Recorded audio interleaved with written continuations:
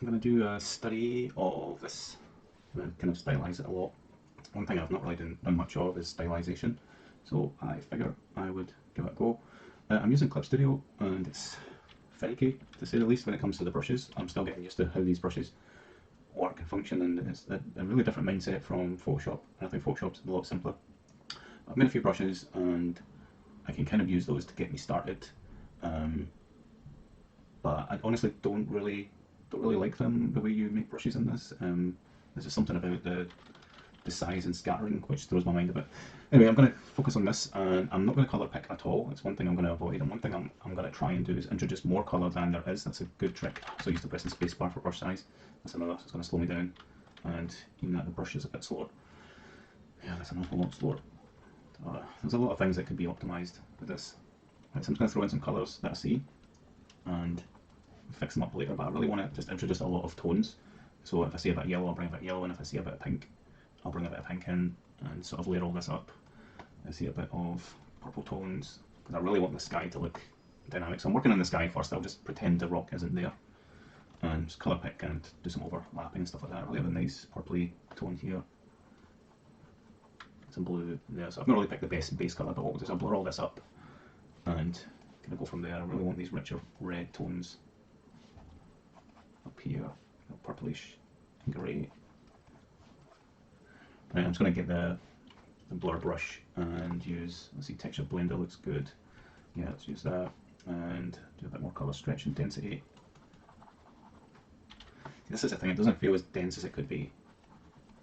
I feel like that isn't really picking up the colour, and the opacity is full. Let's bring that colour stretch up, let's bring the scale ratio up. Yeah, I just feel like it's not really, and the colour's got nothing to do with it. It's not really, even if I push really hard, it's not really pulling those around. Let's try wet bleed. This one's a bit nicer. Right, that's all I want, is just to muddy up these tones a bit now that I've got a few of those in. Nice big brush.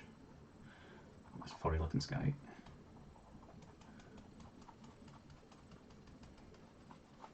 I've lost a lot there, but it's okay, I can bring that back. Let's see, Painterly Blender, this could be the one. Oops. Let's see, less dense. Yeah, quite like this one. Again, it's a different mindset when you come from Photoshop to something like Clip Studio, where it's trying to give you more control over the brushes. I guess there's a lot of kindness and not too many options.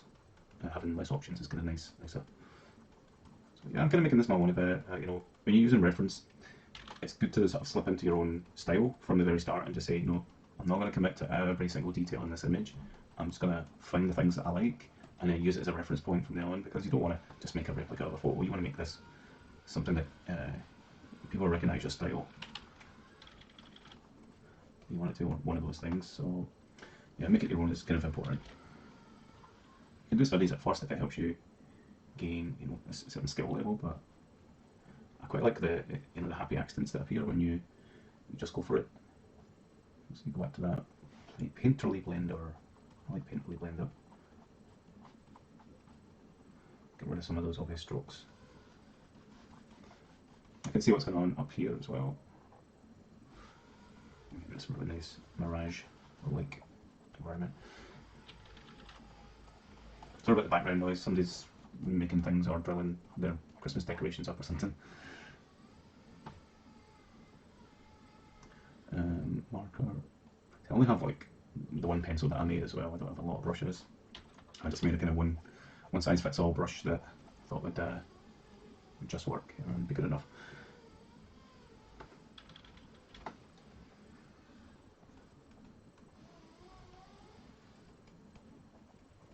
I really like the contrast in this part, so I'm going to try and achieve that. So it's kind of bluish tone down here, and make sure I put my opacity way up. Let's make some interesting little shapes, and then I'll use the Painterly blending.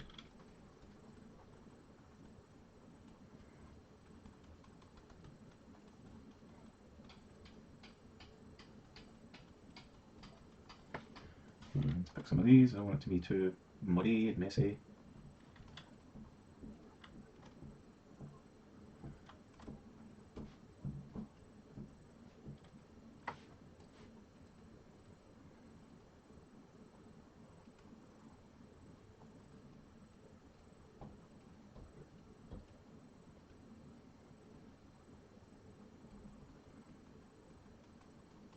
Yeah, it's not a one-to-one copy. It's definitely use this as a reference point and make your own little changes to it. Quite like this kind of wash that it's got. It's not exactly the same, but it's good.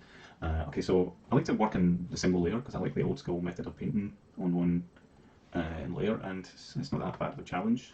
I mean, obviously, it's good for repositioning things if you do different layers, but I just like to kind of go for it.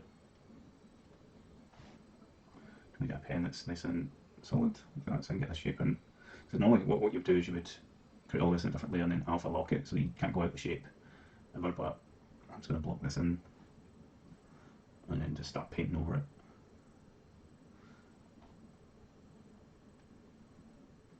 Right, something like that. And there's a road comes round.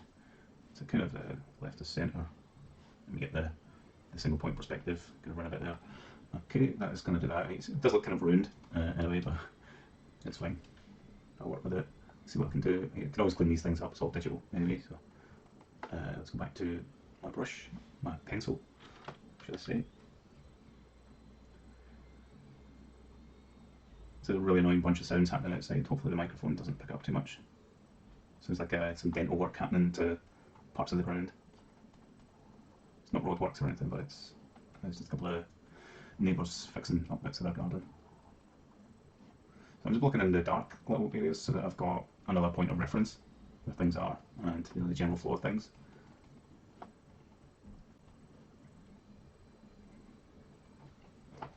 Let's go for some white. Even though it's not specifically white, it gives me a bit of a base.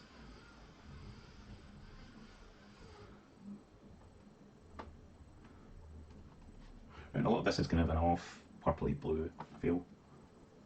And I like to exaggerate the colour a bit. If it doesn't work, I can always fix it up later. But I like some sort of base. Make sure if you are doing this, don't get too colour happy, which I was tempted to do there. So let's just start adding loads of mad colours to it. You can stick to just a few to begin with, 2 or 3. Just decide on what kind of blue will work, and then go with that. And then I'll use the Painterly brush just to merge some of this together. Make some nice soft forms.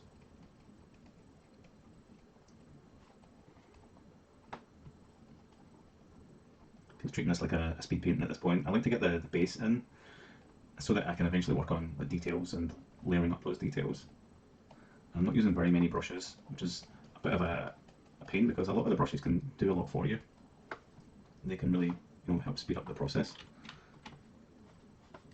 I'm just going to start with my Rob's pencil brush for now.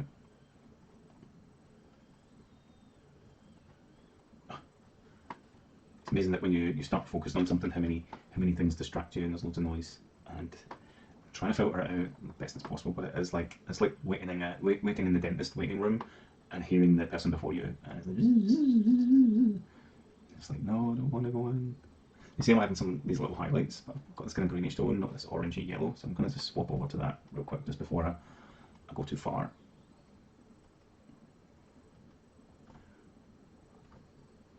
I will need some browns in there, and again I don't have to worry, I can always pick some of these and use them again, muddy them up and get them looking a bit closer.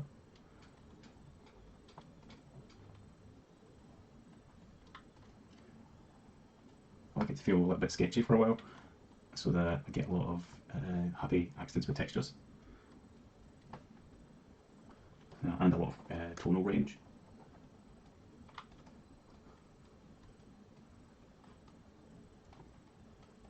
It's important not to get too fussy about it looking identical or anything like that.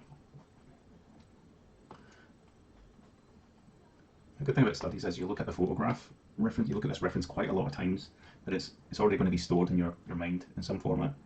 And this here is just some crazy experiment, style, ideas getting knocked down onto the page real quick.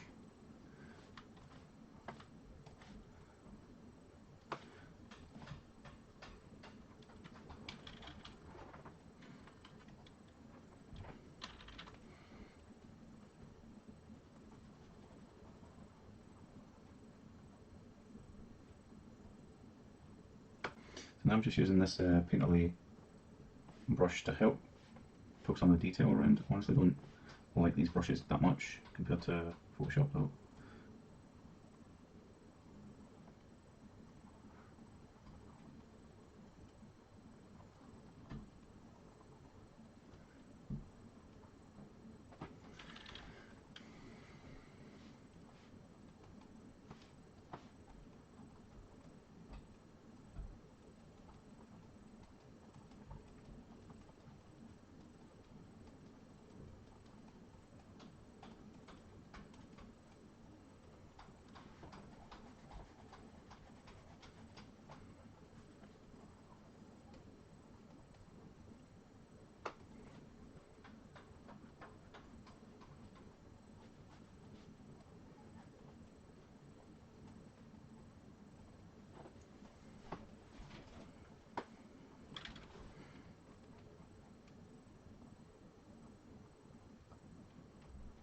I quite like the brush strokes to feel like real paint. That's why I'm using this kind of smudge effect so much. It's feeling a little bit more like real paint.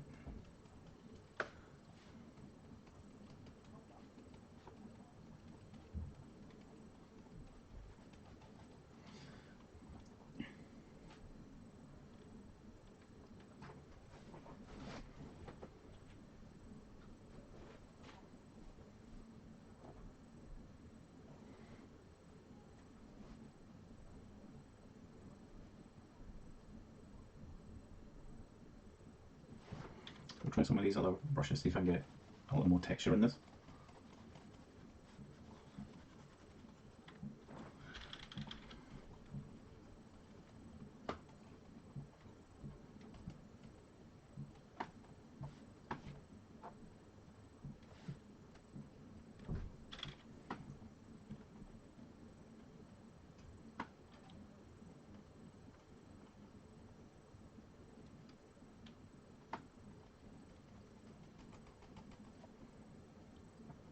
You see when you get to the point where your brush is small enough for detail, how you can start to make it look a little more interesting.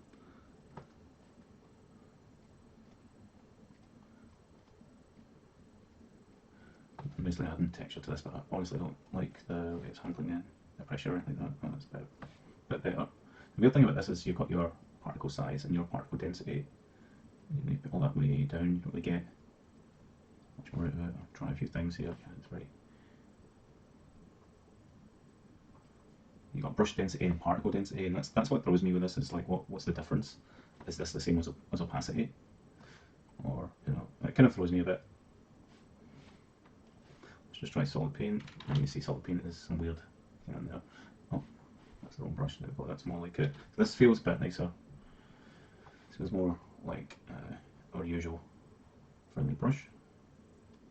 So now I'm just using the colours that I've laid down to start working on some things here. Again, there's some weird size range coming out of this. Really need to press it. So I'm going to change this. And get a weird density thing. Yeah, it's not the easiest tool to use, to be fair.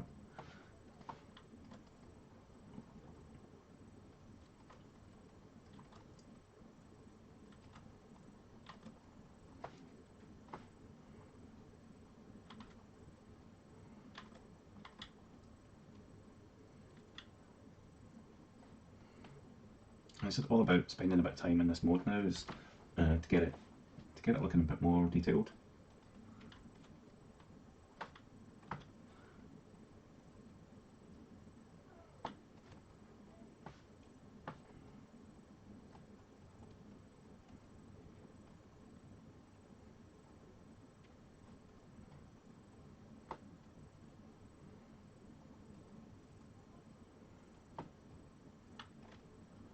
It's very much like real painting now, because you get to the point where you want to sort of give up with it because you realise how much work is involved, and you have to get it past that point so that you enjoy it again.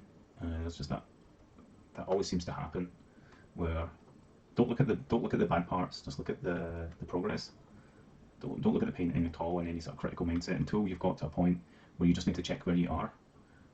Don't ever get too complacent with your work, because you don't want to just have spent all that time for nothing. I'm very much feeling that just now, is that if I'm not careful, I will just be like, okay, I'm done with this. but I want to keep going because there's so much more detail in this, and I want to try and get that into the painting. Even though it's looking a bit rough, it's a phase it's gone through, and I just have to get it through that phase. And that's kind of what I'm saying. It's never going to be, you know, you can't just think of a painting in it and it'll just appear on your page. That would be great, but then there'd be so many paintings in the world. You're trying to get out what's in your head, and I guess that's like where you get away with like adding your style. But you also want it to look appealing, is the point.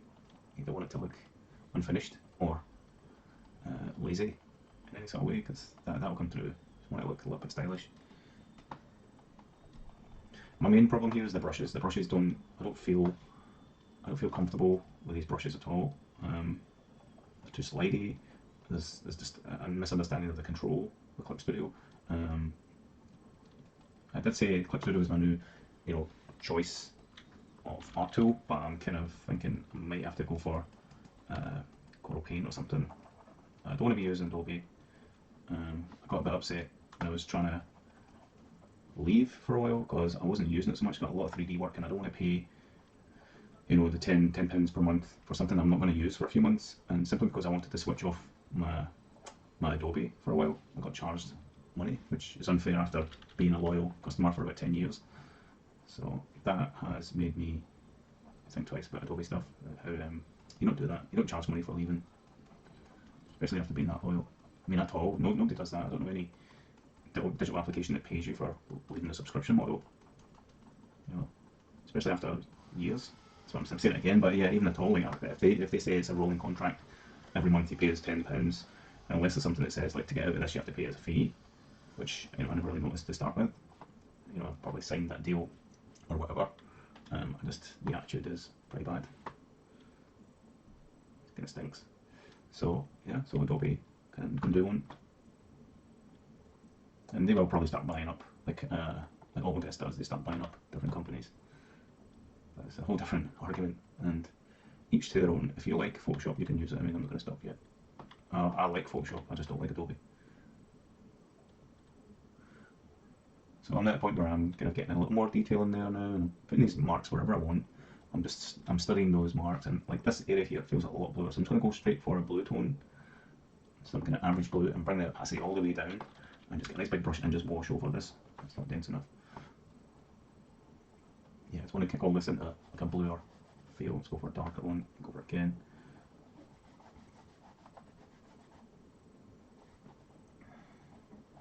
Something like that. It's just going to help a bit.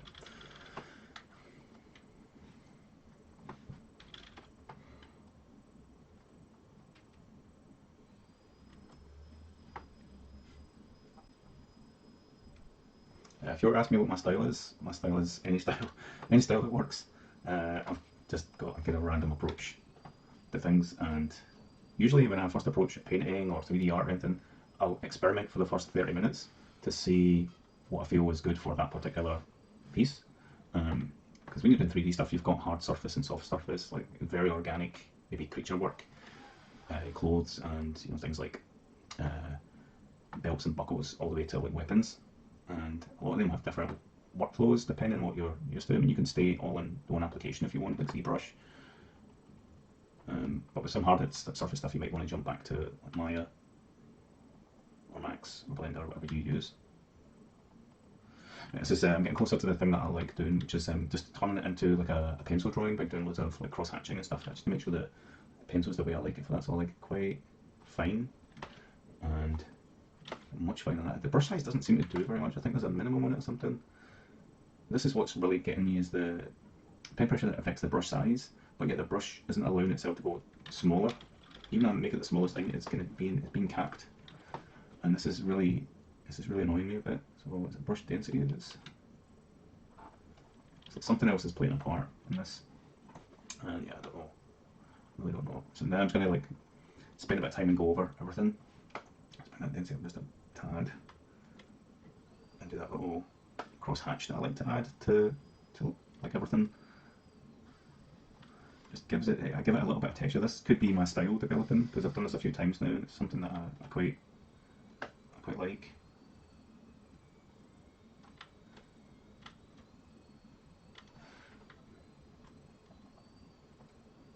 gives just enough texture to things. It makes it feel a little bit more traditional. So it's definitely veering towards the digital sort of side. And this combination of words there, digital and traditional, equals digital. It's not easy to say it, but it's a good word.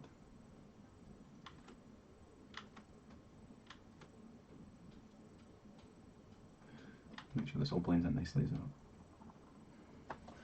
Alright, let's get some more little details up here. So today was going to be a working day, but it's now turned into kind of make tutorials day. And that often happens with my job. I get a little bit exhausted because I've got quite a lot to do. I'm making a full-on AAA game character. There's a lot of moving parts to it, and it takes a lot of energy to decide how I'm going to model certain bits, and the concept art only can tell you so much, and a lot of it is left to the the animator, but the animator is also going to be me, because that's what I do. I take on characters and rigging and animation. I've done quite a few characters and things for indie studios. I don't like working for the big names, mainly because you're just a number in amongst many. The credits, when the credits roll, there's so many names that you have to kind of wait there for ages to see yours, and it's not so special. It doesn't feel so special. I like working on smallish games with teams less than 10 people or so. It's kind of nice. So I'm starting to bring in some detail to this now, and it's slowly come together, but it's taken me a while to promote my brush down in size to be allowed to go to this level of detail. It's kind of the way I like to think, is that I've not put in enough big shapes yet to work on detail. So you kind of have to achieve enough of a base to work on top of, and that's why I've been throwing in all those crazy colours at the start. And I'm really going to push this yellow a bit more actually. So this part, quite nice the way it hits off certain rocks. Just there, make some nice little shapes. So yeah, that's the way I like to think in 3D as well, is that you need a good base to work on. So literally you make the cube the right size of a character. I usually check that in Unity or Unreal Engine to make sure my cube is 1.7 meters tall, and then I fit my character inside that and block out all the parts as really simple shapes like blocks and cylinders, and then that's you got a good base, right? But without that, you kind of stuck. You don't just want to start with detail or like that, because then you might scale it up, and then you start to fit the other bits in. You realise, wait a minute, it's not quite the right shape. It kind of happens anyway that you will go back and forward between decisions about shapes and sizes, because when you've got concept art, it's not necessarily based on the current character shape, or something's going to be thrown out because there might be a technicality about some moving part that needs to change, and that then changes a lot of things as well. Okay, I need to kind of get a move on with this. I want to finish this by 3:15, so I've got another like 20 minutes on this. I'm just going to try and throw in some shapes here and make it feel and look decent.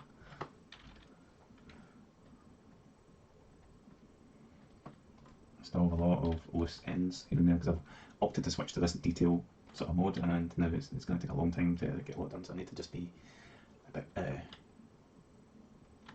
haphazard with it. That is that something might happen and I might have a hazard. It'd be a bit dangerous to work this way. I'm going to add loads of streaks down here, so I'm losing the detail in that part. There's lots of nice little details and speckles and things as well I'd love to add. So I'll kind of suggest that one at this point.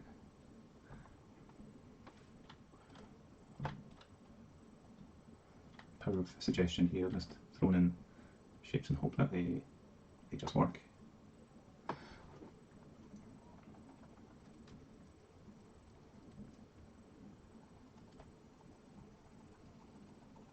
I've not done any of this road yet, so I'm going to have to come down here for a bit and do something with this.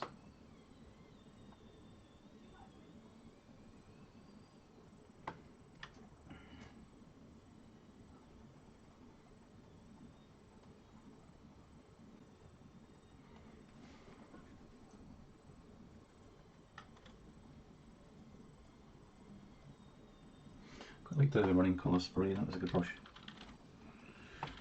For this kind of scene, it's got a little bit of snowy grain to it, and that will help.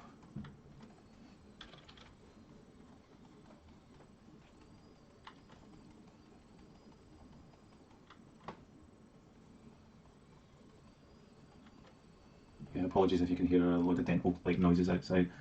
I have no idea what's going on. I think they're trying to uproot roots of a tree, so they're drilling right into the ground or something. I'm really going to try and search for a nice tone of this here. I like the orangey tones, so I'm going to try and pick those out, giving a lot of warmth to this part. Yeah, it's not just about the brightness of things, it's a lot about the colour, And you might think to yourself, well, you know, if it's snow, why is it not white? Because it's, you know, it's reflecting a lot of the colours around it. Strong orangey sunlight's hitting off it and it's showing through.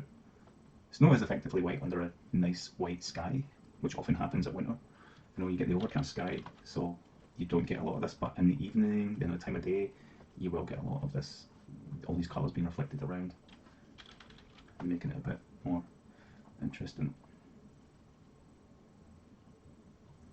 Okay, I'm going to give myself another like 10 minutes or so to try and get all the detail I want in here.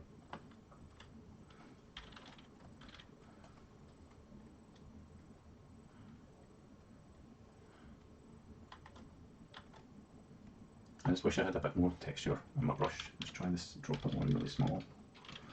Let's do low opacity, particle size, particle density. Yeah, let's try this. Give it a bit of grip.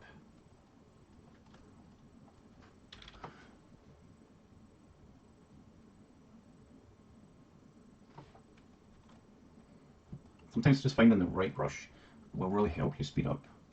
And that's kind of what I'm looking for here, is that brush that's going to help me blast through this and get it finished. This one seems to be pretty good. It's got just enough texture to it. I just need to be mindful of these brushes are weird and not what I'm used to, Photoshop. But this is actually doing the job quite well. I just need to squint my eye a bit and then everything looks fine. But I'd also bear in mind that nobody's going to be squinting their eye all the time when they look at this, and I want it to be kind of to a sellable point. So yeah, this texture is just exactly what I needed. Especially up here, some little parts up here as well. Just layer it up over itself and it will eventually make a similar sort of shape of some of the stuff that I'm seeing.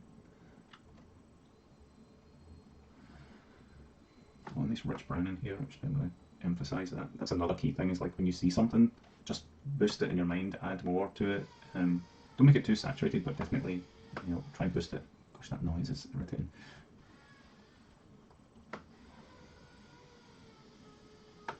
Sorry. I don't know if you can actually hear it, but it is annoying.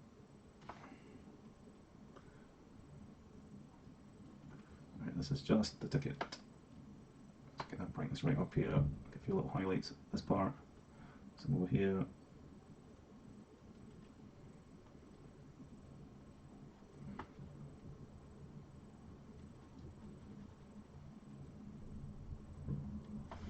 Another 5 minutes or so.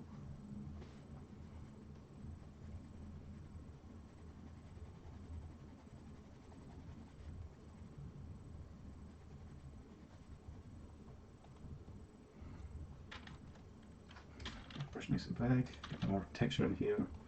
It's all about layering it up and then getting texture in there, give it a bit of grip.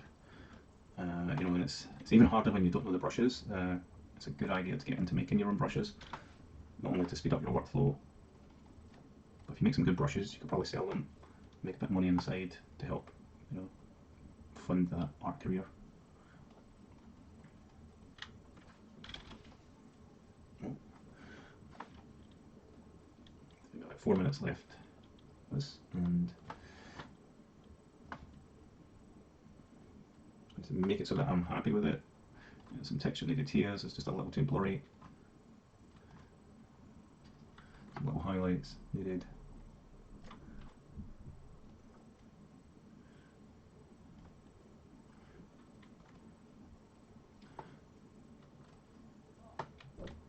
Let's try and just get rid of the obvious brush strokes. Get a little bit magical. Pass it down a bit. 3 minutes to go.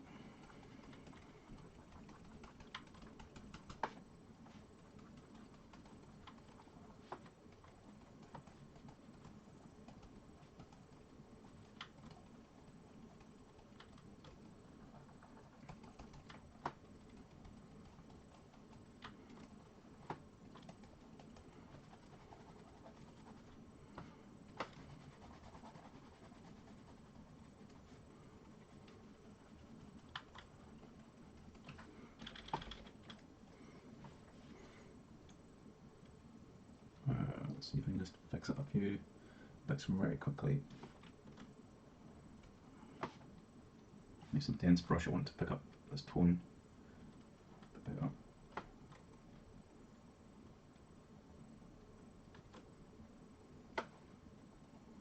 2 minutes left. You can spend as long as you want in your painting. I just like to round it up to a certain time, and I think it'd be around about an hour I'd spent on it.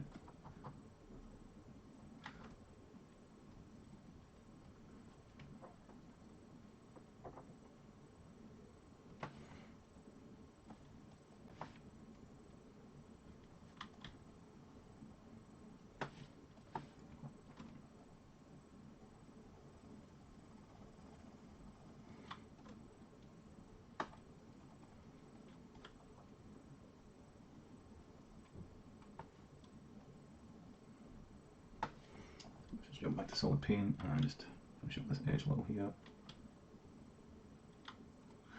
Okay, I'm in the final minute, so I'll just do a few little last minute touches. Scanning over the whole painting for any boo-boos that I don't like, and just try and get a little more detail out of some parts.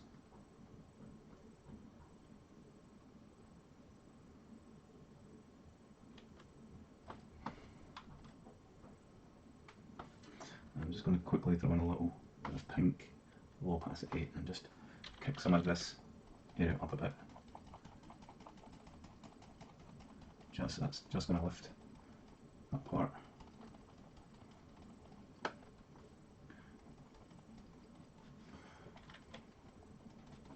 That should do it. So there you go, there's a little study done. I'm quite happy with that.